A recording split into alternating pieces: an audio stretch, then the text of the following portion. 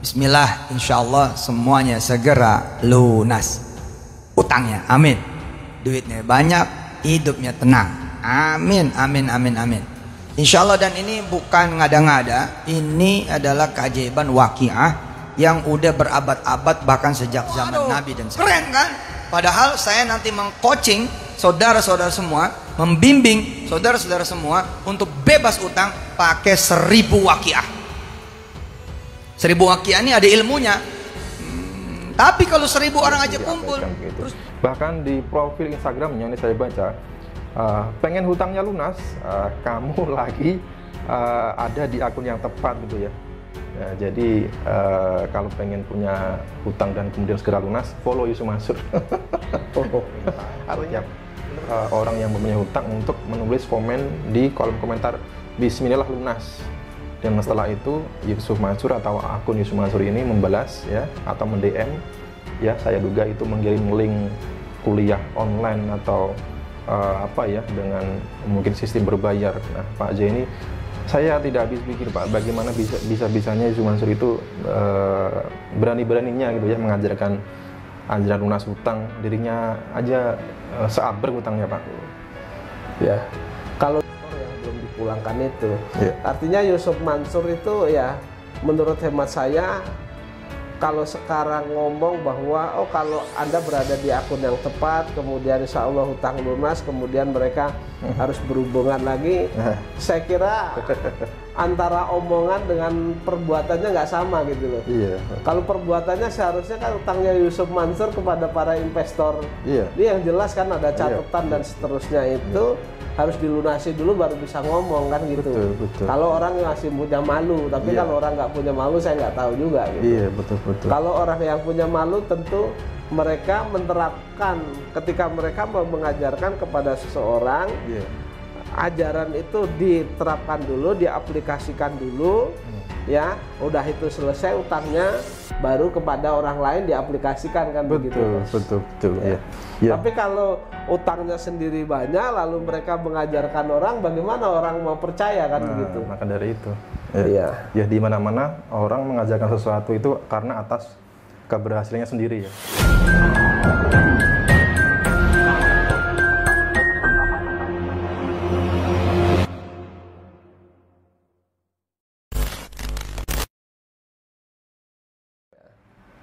Dan juga saya menyoroti ternyata ada migrasi sistem PyTrend ya.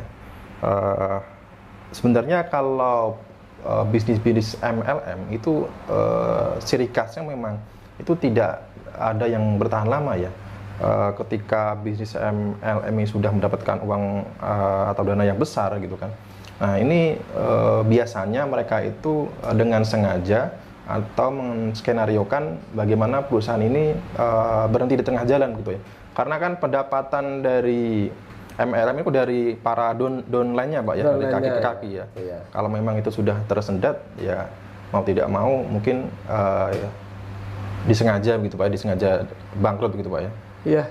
Dugaannya seperti itu, karena kan sebenarnya tidak ada penjualan barang. Betul, betul. Iya kan, hanya setor modal, kemudian yang mendapatkan investor atau setoran itu nanti dapat bagian, terus kemudian ke atasnya dapat bagian. Jadi mau nggak mau uang itu lama-lama habis karena kan tidak ada penjualan barang. Betul, oke. Iya. Dan itulah yang diharamkan oleh PBNU sama MUI itu kan seperti itu. Jadi ujung-ujungnya itu merugikan, Mas. Bukan ujung-ujungnya dapat untung, tapi ujung-ujungnya merugikan gitu. Baik, kita lanjut Pak. Sampai Maret 2023 kata dia, pesangon ada yang mulai dibayar 3 sampai 4 juta, tetapi ada juga mantan karyawan yang tidak dibayar sama sekali. Ya Masya Allah ya. Sehingga pihaknya langsung mengajukan perundingan bipartit pertama. Karena ada perubahan direksi yang baru, bipartit baru terlaksana dan lanjut bipartit kedua. Pada saat bipartit kedua, direksi itu bilang menunggu penjualan aset atau menunggu investor yang masuk gitu ya. Setelah itu pihaknya menunggu pembayaran pesangon dan gaji hingga Februari 2025. Namun, pada saat itu malah muncul berita bahwa saham PyTrend dijual 100%, lalu pihaknya melakukan pengecekan legalitas ya.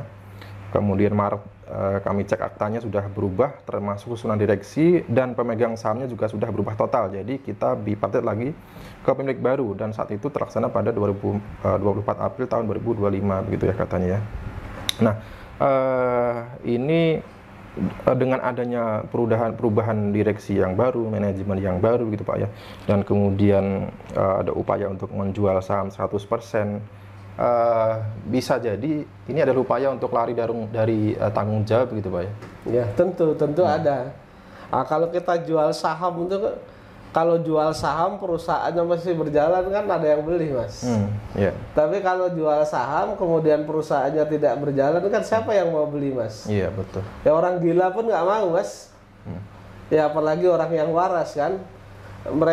Mereka tentu kalau beli saham suatu perusahaan itu tentu berharapnya keuntungan. Yeah. Tetapi ketika perusahaan itu sendiri sudah usahanya tidak jalan, bahkan punya utang sana sini, bahkan punya kewajiban terhadap karyawan, siapa yang mau beli? Saya kira tidak ada orang waras yang mau beli kecuali orang gila Mas. Yeah. Orang gila pun mungkin nggak mau beli gitu loh Mas, ibaratnya. Jadi artinya kalau orang gila pun nggak mau beli, ya kapan mau diselesaikan kan gitu. Iya. Ya walaupun ada perubahan manajemen, perubahan direksi atau apapun itu ya, tetap saja tanggung jawab mengenai kewajiban untuk membayar hak dari karyawan ditangguhkan kepada pemilik atau manajemen yang pertama ya Pak ya. Iya. Oke. Kita lanjut teman-teman. Dari mengatakan pihaknya bersama mantan karyawan Pattern kembali menunggu selama 1 bulan sampai akhirnya pada Mei 2025 tidak ada kelanjutan. Kemudian saat dilakukan bipartit kedua, pihak perusahaan itu tidak hadir. Akhir ya. Atas hal tersebut pihaknya langsung mendaftarkan catatan perselisihan hubungan industrial ke Disnar Kota Bandung karena jumlah mantan karyawan yang hingga saat ini belum mendapatkan haknya cukup banyak dan nominalnya cukup besar ya. Total warga Bandung 22 orang dengan nilai pesangon 1,8 miliar ya. Ini pesangonnya saja ya, belum mungkin termasuk gaji yang belum dibayarkan ya. Jadi ada yang puluhan juta, ada yang beberapa orang, ada yang ratusan juta. Pesangon tidak dibayar sejak September 2022 gitu ya, harusnya sudah keluar. Sementara jika perselisihan hubungan industrial yang sudah diterima oleh Disnar Kota Bandung ini sampai ke proses sidang, pihaknya akan mencoba menggandeng lawyer profesional. Jadi pada upaya karyawan-karyawan Pattern ini ke Disnaker ini tanpa didampingi lawyer Pak. Ya. Dan nanti kalau memang ini sudah masuk proses sidang, pihaknya akan mencoba menggandeng lawyer profesional begitu katanya. Ya. Pak Jenny mungkin kalau misalkan teman-teman yang 22 orang ini ya berharap bantuan, apakah Pak Jenny bersedia untuk membantu gitu Pak? Iya. Yang pertama mungkin karena itu sudah bipartit ya. Bipartit itu artinya pembicaraan atau mediasi lah bahasa ininya ya. Perundingan.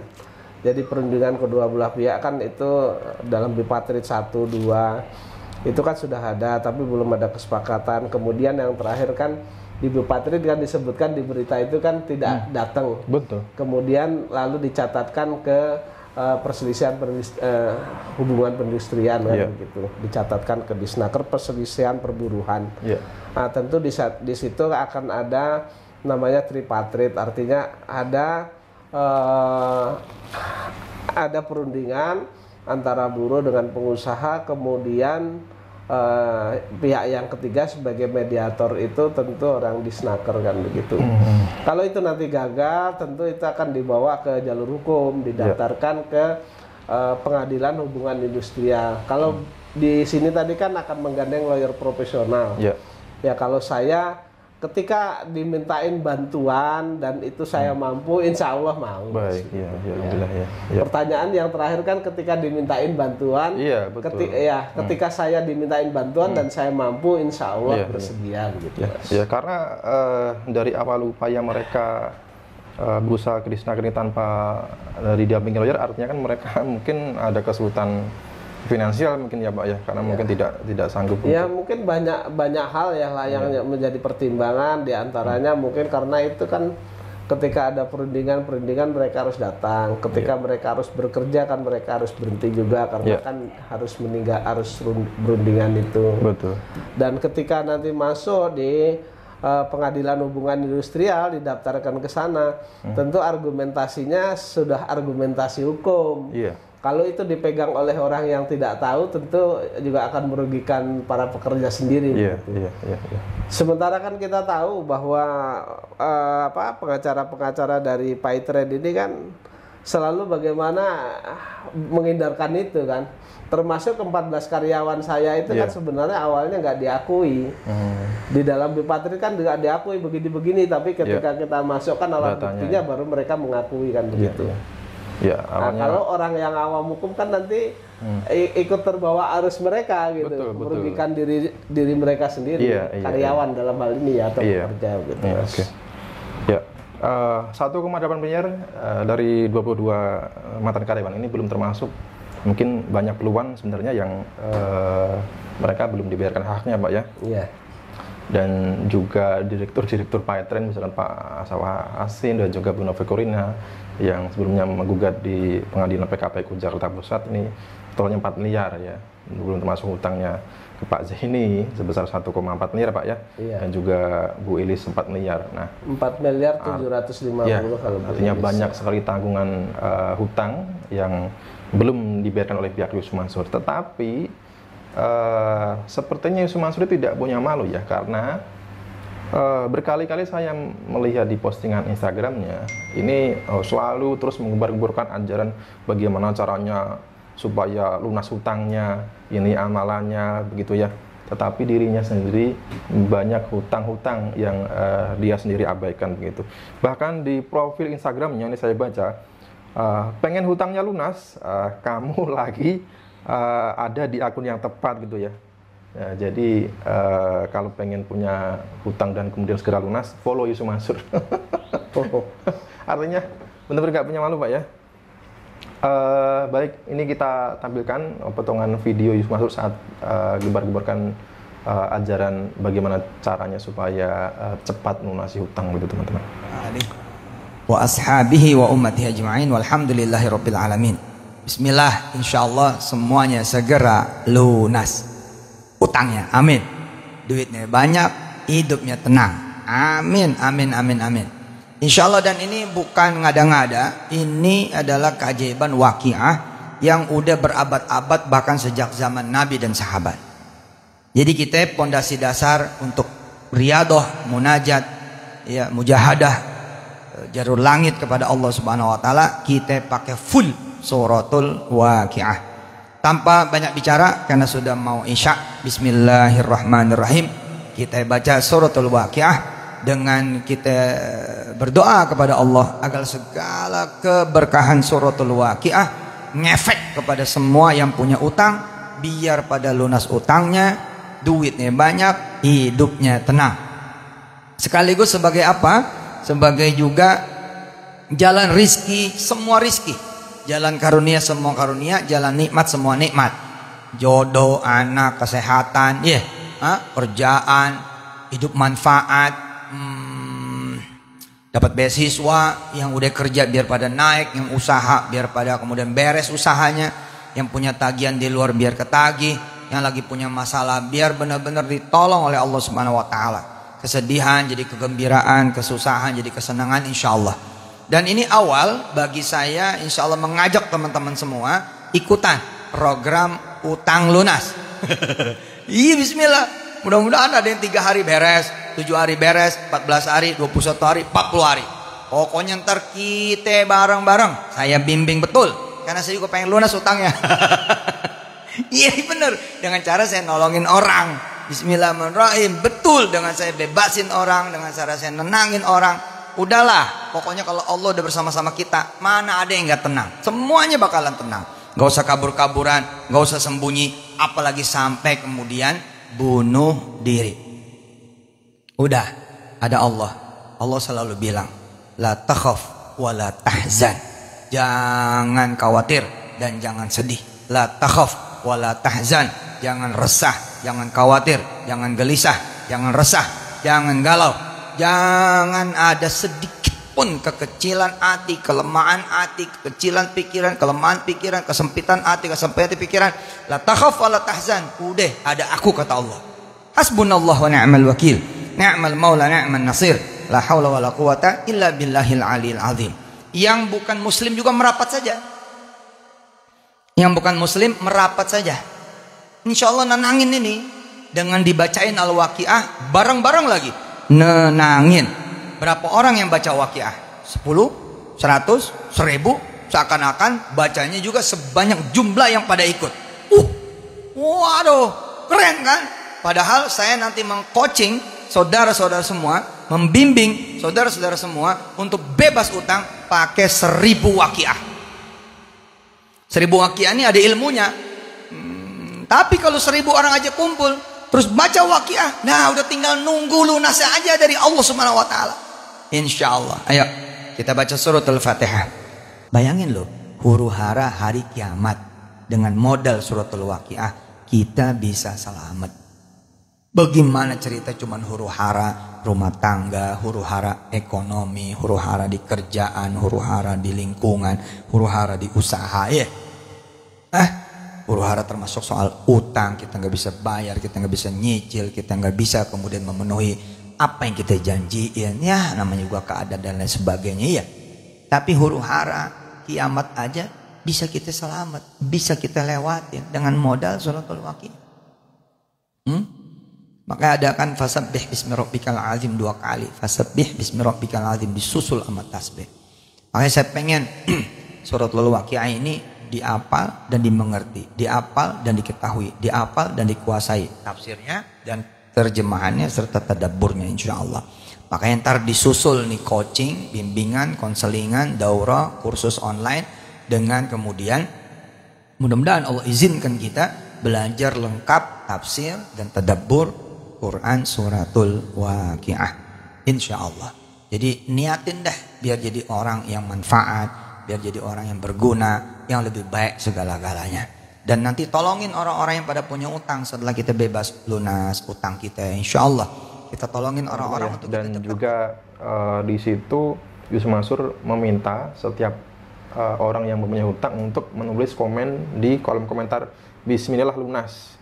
Dan setelah itu Yusuf Mansur atau akun Yusuf Mansur ini membalas ya atau mend-DM ya, saya duga itu mengirim link kuliah online atau apa ya dengan mungkin sistem berbayar. Nah Pak J ini saya tidak habis pikir Pak, bagaimana bisa-bisanya Yusuf Mansur itu berani-beraninya gitu ya mengajarkan ajaran lunas hutang, dirinya aja seabrek hutangnya Pak. Ya. Kalau dulu mungkin orang percaya ya terhadap Yusuf Mansur, betul. Ya, tapi kalau sekarang saya kira banyak orang yang nggak percaya, Mas. Iya. Hemat saya ya, terutama teman-teman saya yang berada di Masjid Darussalam, yang jelas-jelas sebenarnya orang soleh dulu, tapi kebodohin juga kan begitu. Kemudian sekarang menyebar juga ke masjid yang lainnya, yang saya temui mereka kalau ketemu sama saya ya sudah nggak ada kepercayaan terhadap Yusuf Mansur. Iya. Bahkan mereka mendukung perjuangan saya untuk menggugat Yusuf Mansur itu mengembalikan hak-hak daripada orang-orang investor yang belum dipulangkan itu. Artinya Yusuf Mansur itu ya menurut hemat saya, kalau sekarang ngomong bahwa kalau Anda berada di akun yang tepat, kemudian insya Allah hutang lunas, kemudian mereka harus berhubungan lagi, saya kira antara omongan dengan perbuatannya nggak sama gitu loh. Iya, kalau perbuatannya seharusnya kan utangnya Yusuf Mansur kepada para investor, ini yang jelas kan ada catatan dan seterusnya itu harus dilunasi dulu baru bisa ngomong kan gitu. Betul. Kalau orang masih punya malu, tapi kalau orang nggak punya malu saya nggak tahu juga gitu. Iya, betul. Kalau orang yang punya malu tentu mereka menerapkan ketika mereka mau mengajarkan kepada seseorang, ajaran itu diterapkan dulu, diaplikasikan dulu, ya, udah itu selesai utangnya baru kepada orang lain diaplikasikan kan begitu. Betul.